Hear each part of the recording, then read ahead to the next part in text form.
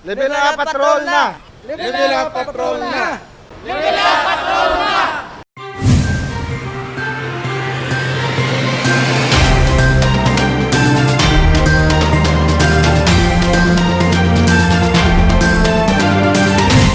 Iloilo City isa sa mga LGUs nga nagperma na sang kasugtanan angot sa pagbakal sang COVID-19 vaccine sa AstraZeneca.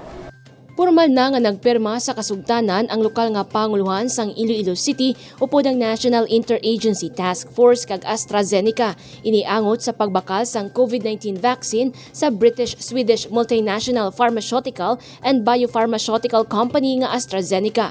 Para sa alkalde, isa ini ka historical event para sa Iloilo City. Nahibaluan may kapin 209 million pesos nga pondo ang syudad para sa pagbakal sang bakuna kontra COVID-19. Pagasundo naman sang lokal nga panguluhan ang listahan sang prioridad nga mabakunahan. Sandig sa gimpagwa sang National IATF priority sa vaccine ang mga frontline health workers, indigent senior citizens kag iban pa nga mga senior citizens, mga indigent individual kag uniform personnel. Magluwas sa AstraZeneca, gimpabutyag man sadto sang alkalde nga plano man sini makigistorya sa iban pa nga mga pharmaceutical companies sa diin makakuha sang dugang nga supply sang COVID-19 vaccine. Kalakip diri ang Gamaleya, Novavax, Moderna, Pfizer kag Sinopharm. 78 million pesos target nga revenue collection sang Local Economic Enterprise Office subong nga tuig. Nagdangat sa 8.2 million pesos ang revenue collection sang Iloilo City Local Economic Enterprise Office sang 2020. Aminado si LEEO Head Maricel Mabacquiao manubo ini sa ila target nga 77 million pesos. Nakaapekto diri amuang pagpatuman sang mas istrikto nga community quarantine bangod sang COVID-19. Subong nga tuig nagalaom ang LEEO nga malabot ang target nga 78 million pesos nga revenue collection. May mga tikang sila nga ipatuman agod makuha ini.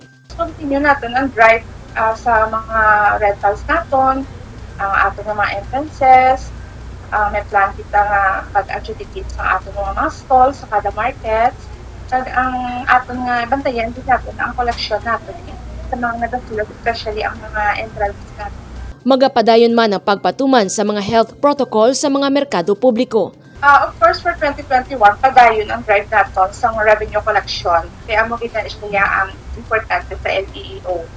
Next, i-continue naman ang best practices ng ating mga merkado pag-abot sa clean up. Arada ang mga flashing, declagging pa, ang pag-clean up. Kailangan mo lang din ang best practices na kumbaga, schedule din siya every week, every month.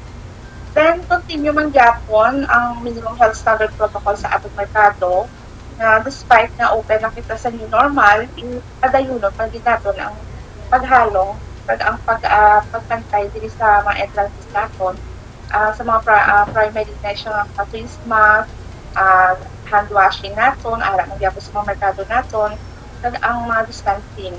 Nakalinya naman ang mga proyekto agod mas mapaayo ang sitwasyon sa mga public market sa Iloilo City. Naka-align ang atong merkado, kapasalamat kita sa ating kinalangga ang mayor, na priority niya itsubok sa inyong mga plan sa 2021 ang pagkayo sa atong mga merkado. So naka-align ang kanang plano ng LEO pagkabot sa rehabilitation, naka-align sa plano ng ating mayor. Pakaragada ang pagkayo sa atong mga merkado nga apat, actually 5, ang Harus Mall, Haro Beach, Arevalo Market, Mandurriao, Paglapas. Ang ITM kag ang ICM, ang Mission Terminal kag Central, ongoing na siya. Nasugura na siya, ginakayo ang atong teenage kag ang roofing. Tuwa na sila sa Central kag sa terminal. Sang nagdigad nga tuig, may pila na ka mga merkado publiko sa syudad ang ginpang kaayo partikular ang mga drainage kag mga gubaon nga ato. Jennifer Garcia Hernandez para sa Level Up Patrol. Iloilo Hotel, Resort and Restaurant Association ang nagapangita man sa pamaagi kung paano maka-adapt sa new normal. Opisyal na nga nagsumpa sa katungdanan ang mga bag-o nga officers sang Iloilo Hotel, Restaurant, Resort Association. Aminado ang asosasyon, kinahanglan nila magdoble kayod agud mapasiguro nga ginasunod sang ilang mga miyembro ang mga guidelines kag protocols nga ginapatuman sang gobyerno. Pareho sang pagsuksok sang face mask, physical distancing, pagbutang sa mga barriers, pagkuha sang temperature, kag contact tracing. Gani, importante ang maayo nga relasyon sang Iloilo Hotel Restaurant Resort Association sa Iloilo City Government. During this time of pandemic, we are very thankful that we have a very accommodating and active city government. They have been helping us since the start, since March. We have had non-stop meetings almost every month with regard to the alignment. So as a restaurant, they have given us protocols that we need to implement so that we can operate. Dako ang pagpanghangkat ng ginaatubang sang Iloilo Hotel Restaurant Resort Association subong nga 2021, partikular na sa tion sang dinagyang. Inabangod ang ilang negosyo, kilala sa pagpatigayon sa mga food festival. We are hoping that we will push through with the food festival, but with a little twist. And of course, everybody understands that, there's no liquor, no drinking.